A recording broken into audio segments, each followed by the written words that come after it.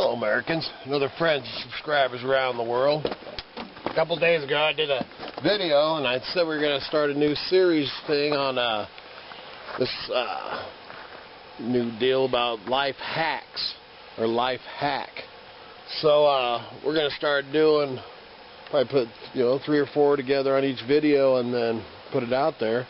The little tricks, tricks of the trades, what I like to call them, that you do to make life easier or whatever. So let's start off the first one on an old truck, the old Ford. It's a 91, and sometime back the tumblers, which these Fords in the early 90s are pretty notorious for it, the tumblers in the ignition went out. So for, I don't know, probably a year, you just didn't even have to use a key. You just, turn the little wings on the ignition, and start her up. Well, then they locked up one day, so then I was gonna put a new, get a new ignition down at the thing, or down at the junkyard.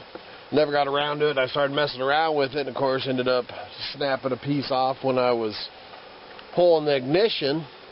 So there's a truck sitting there, dead in the water. So what I ended up doing is taking the casing off, and it's dirty in there. This is just the old beater.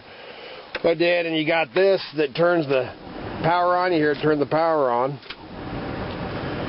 So it's just a little bar, flat bar that goes across the top there. So you turn that on. Of course, you make sure it's out of gear. And then, a lot of you know how to do this, but this is how you can start your truck. And if you lost your keys or whatever up in the hills, so make sure you take it out of gear. Dang good. So then you go in here to your solenoid there. See that? Take your solenoid, run a screwdriver across your solenoid to the negative and positive. And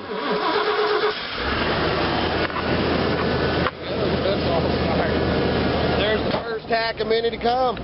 Hope that helps somebody out down the road. Here's another hillbilly life hack. I'd ran out of, this has been sometime back, a few months ago, I'd ran out of bar oil while I was out here cutting some trees or some poles up, and so I went in and Googled, what were you doing? Just looking at the saw.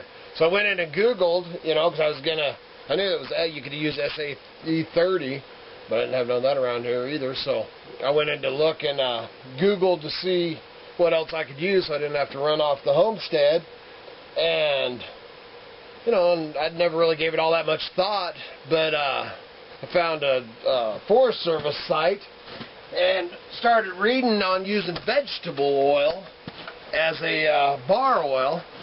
And that way, not only using vegetable oil, not only are you saving the earth, because I'd never really gave it much thought, but in that article or whatever I was reading, thousands and thousands of gallons of bar oil are flung out into the forests every year. Every drop that you put into your chainsaw ends up on the ground. Every drop that you put in your chainsaw, and being as earth friendly and stuff as I am, I'd really never even thought about that all that much.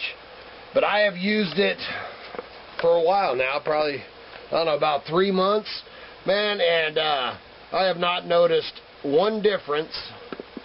If anything that I've noticed, it works a little bit better, man. And I have had no issues whatsoever. So try some, a lot cheaper too. Save yourself some money.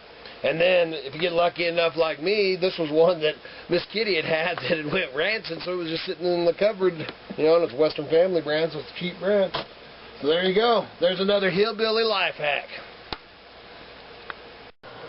Okay, so we got a Idaho Hillbilly life hack here from the kitchen.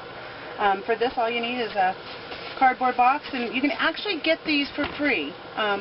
You can recycle them. Any of your local state liquor stores will give them to you by the truckloads full.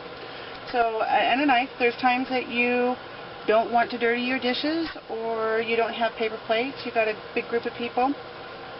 This is not for baked beans. This is just for sandwiches and finger foods, things like that, snacks. And you just take your box, your knife, you can cut these any size or shape that you want. Cut them into squares.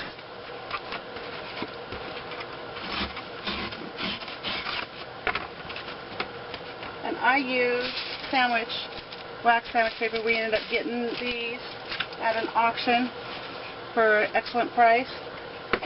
So that's what I use. There you go. Hillbilly paper plate.